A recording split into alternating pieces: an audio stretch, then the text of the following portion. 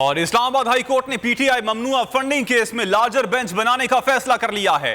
Case 18 अगस्त को बाकायदा समाअत के लिए मुकर्रर कर दिया गया है। वकील पीटीआई अनवर मंसूर ने इस्तदा की कि इलेक्शन कमीशन को किसी भी कार्रवाई से रोका जाए, शो कॉज नोटिस की हद तक कोई एक्शन ना लिया जाए।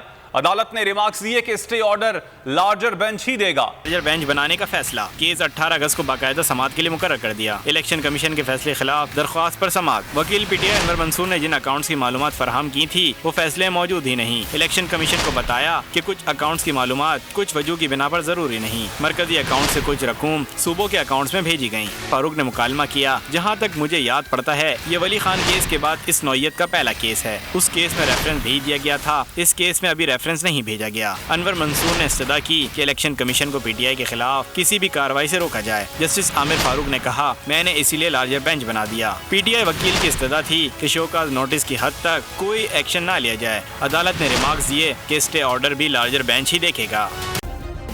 सब्सक्राइब करें और बेल दबाएं ताकि कोई खबर रह न जाए।